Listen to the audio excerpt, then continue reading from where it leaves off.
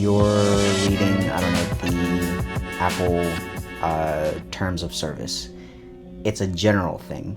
What does that mean specifically to you? Like, what are they doing with your data? Can you opt out? Does this just mean like you gotta go Android and just like that's what you're doing? And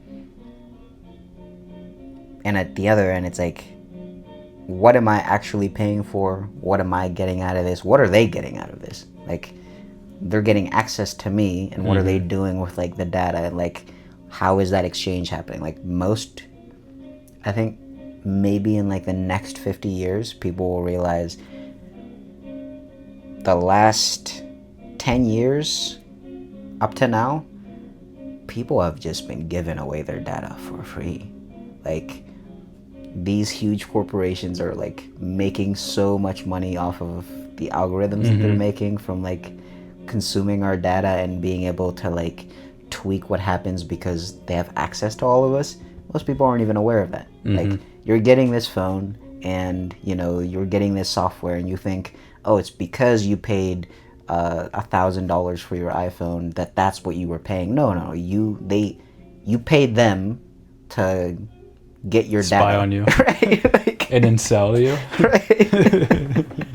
Like, I think that's like the part that I have a problem with, but the laziness is the individual, right? Yeah. And I think what's worse is like Edward Snowden kind of like told most people this. Yeah. Nothing changed. Nothing changed. Nothing, dude. Nothing changed. And that's worse. So sad. He's still in asylum in Russia. Just imagine. You think you're like, oh my God, I can't wait. People will see this. They're going to completely change their lives. Yeah. Everything will change. He's risking his life, like for real too. Right. Yeah. And nothing has changed, yo. We were like, all right, that's life. We can't do anything about it, I think that's like a huge thing that kind of allows me to be kind of disinterested in taking on morality, because if people aren't even like willing to do anything when they're shown that, hey, yeah, these corporations are fucking you, like, you're not gonna do anything about it, fine, then why would I play for point A's person's perspective if everybody that is winning is over in point B? But interesting. No, I see what you mean. Yeah. I haven't thought about that stuff too hard to really have my own opinion. But the laziness of the individual is makes you want to side with them less. Yeah, but I can see that. There's like a point of like compassion a little bit, because I'm like, I know why they're lazy. You know what I mean? Like, if the whole way through your whole life it's been relying on your parents' advice and relying on like other people's advice, then you don't learn the ability to like think entirely for yourself the whole way through, and then like now you're like stuck in a job and you hate the job, and then like when you get off work you don't want to do any of this. You just want to like just not be tense, not be agitated. You just want to like chill. And because of that, you can't just like, oh, let me just all of a sudden find this free energy that I had just sitting around and do all of this research to understand this, because it takes forever. To make my life more complex. Right. Yeah, exactly. Yeah. And realistically, most people would get more miserable, because the more that you know, then it's like, now it's not like this vague notion. It's like, oh, I'm really getting fucked. Like, I'm for sure really getting fucked, and there's really nothing that I personally can do, and it requires like convincing a bunch of people, and that's like a whole thing in itself. So I would not ever advise people to like actually look into it. Like, I'm being serious. Take the pill that leaves you ignorant. Cause the Matrix metaphor. Yeah.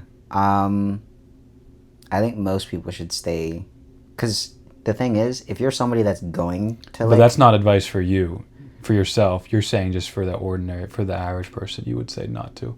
Because I've heard them say like, I've heard in interviews with investors, they'll be like, the investor will be like on a TV, on a news show, be like, oh, I think you should invest in this, and that. But they're not invested in that. Right. And so it's like, where are your chips actually on? But you're saying this is different. So I'm saying only for individual cases. I'm saying if you were going to like do the research and like get yourself out of this, you're going to do it regardless. Like I don't need to like incentivize you in any way. I don't need to like, you know, do anything to help you. Nobody needs to do anything to help you. You are so like your desire to be free is so strong that you're not going to stop. But you can assist others. I mean, I can. Like a live wire, I think I've used this analogy. I think I've used this before, and I like have almost no actual context on what it means. Right. I take your meaning, but so I think in the beginning stages of like bringing the awareness of things, that's kind of like where I could kind of play a role.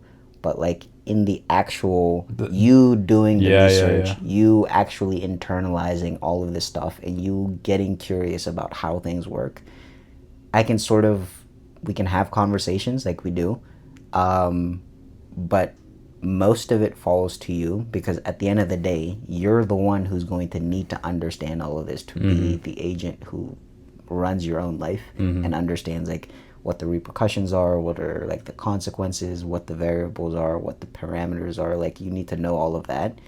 And I can't just like teleport it into your mind. If I could, that would be like the solution, but I can't